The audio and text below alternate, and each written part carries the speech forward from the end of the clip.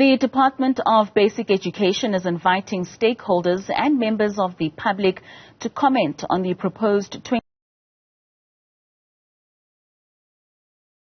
19th of January and end on the 11th of December, delivering a total of 203 school days. There will also be fewer holidays next year, with the calendar making provision for just 25 days off compared to 32 days this year and 33 last year. Joining us is the department spokesperson, Elijah Mhlanga, the spokesperson for the Department of Education. Good morning, sir. Happy New Year and welcome once again. Now, there are fewer school holidays in 2024. Can you just take us through the thought process when putting together that school calendar? Yeah, Happy New Year and good morning. Thank you so much for having us. I think I need to start by clarifying that the calendar that is out for public comment is the 2026 school calendar. Right. The calendar for 2024 was concluded already 2 years ago, and the calendar for 2025 was approved last year, so it's going to be published. So we work 3 years in advance, and we are now at a point where we expect input from members of the public on the 2026 calendar. But back to your question, how do we put together a calendar? Well, there's a policy that is in place. The policy was published first time in 2000, the year 2000, and it is that calendar that guides the department in the formulation of the school calendar for any academic year. There's also a committee involving stakeholders from different entities and departments that will sit and consider the school calendar and then determine what should become of that calendar before we publish for comment. So it's an involved process that requires a whole range of stakeholders to participate. So it would have been 6 years from the start of, or rather the impact of COVID-19 in 2020 to 2026. What has been that impact of COVID-19, specifically when it comes to the schooling calendar?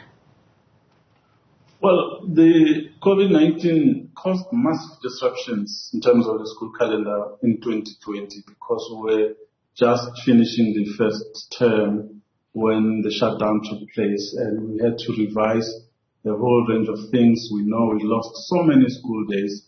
As a result of that, we had to reprogram our curriculum structure in order to accommodate the lost days that were incurred as a result of COVID.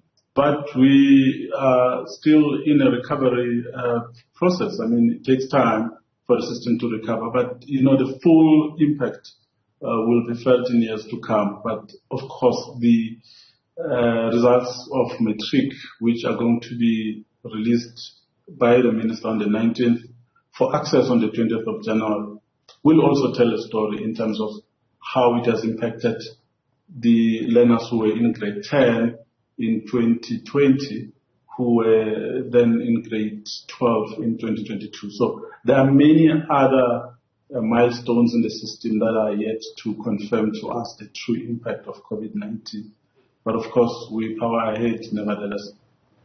Most certainly. And I can imagine that impact was more dire for children in the rural areas as opposed to those in the urban areas.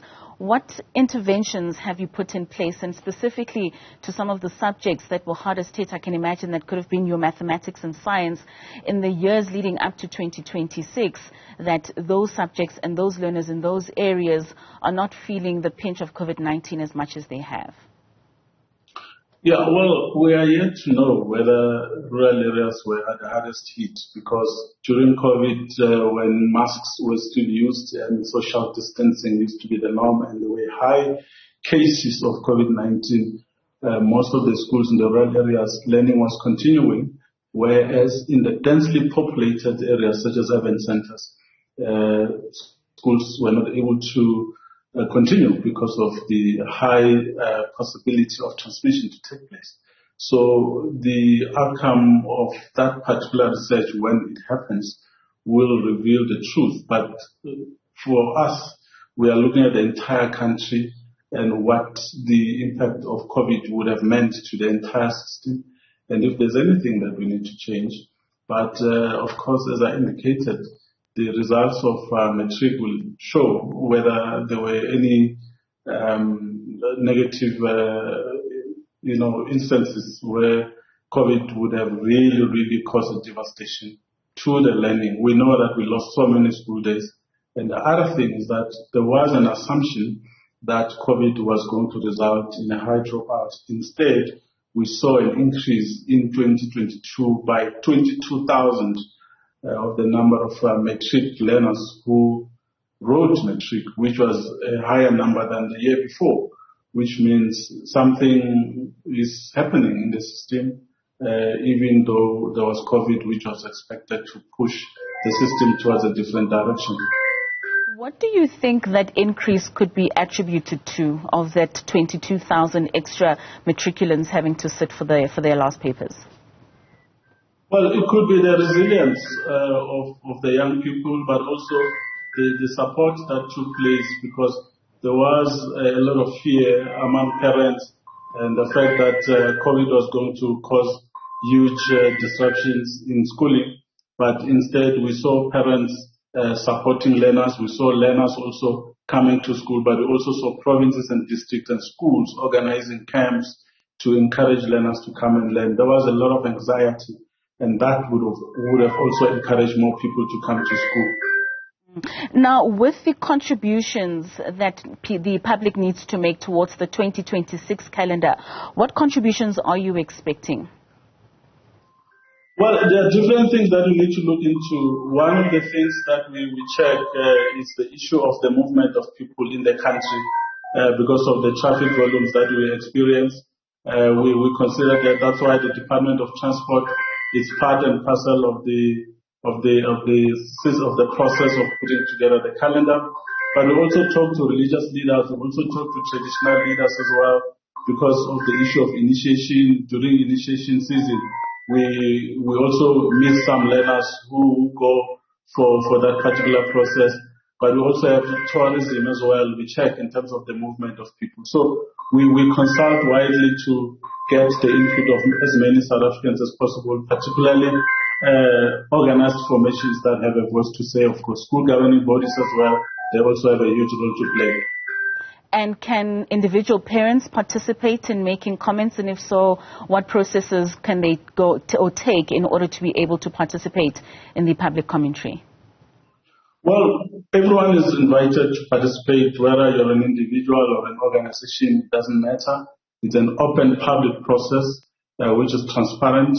If you're an individual, of course, you can just send in your input and tell us. In fact, we appreciate the fact that in the past few years, there's been an increased focus on the school calendar. I mean, in 10 years ago or so, people were not paying attention to the school calendar, but in recent years, through the advocacy that we've been doing, we are seeing more and more people taking interest in the school calendar, and we invite more people to do that by write in your inputs to the department so that we are able to process that properly when the committee looking into this matter convenes.